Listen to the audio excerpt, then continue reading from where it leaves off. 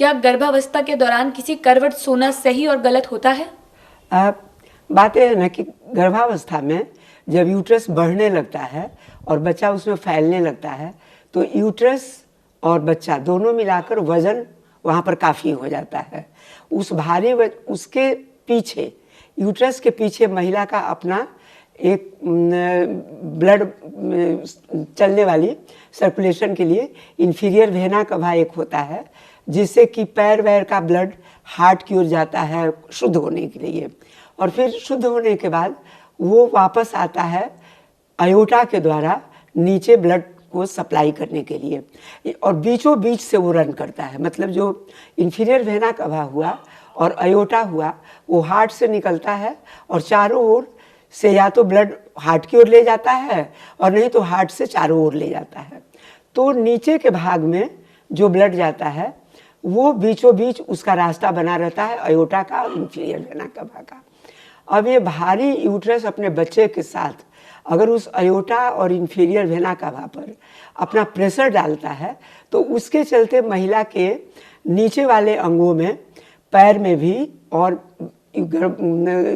गर्भाशय में भी ब्लड की कमी हो जाती है। एक तरफ ब्लड की कमी होती है, दूसरी तरफ वहाँ का गंदा ब्लड वापस हार्ट की ओर पहुँच नहीं पाता है प्रेशर पड़ने के कारण। इसीलिए गर्भावस्था में सलाह दी जाती है कि करवट सोया जाए, चित्त नहीं सोया जाए।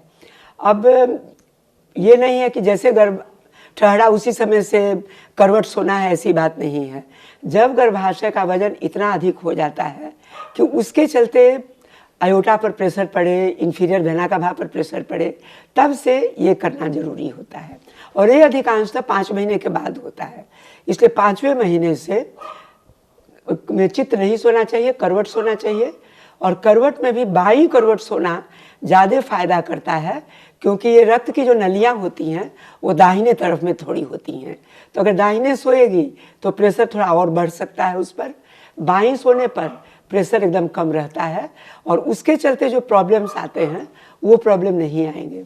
इसलिए 5वें महीना के बाद बाईं करवट सोने की सलाह दी जाती है और चित्त सोना अवॉइड करना चाहिए जी। इससे महिला को भी तकलीफ होगी, बच्चे को भी तकलीफ होगी जी।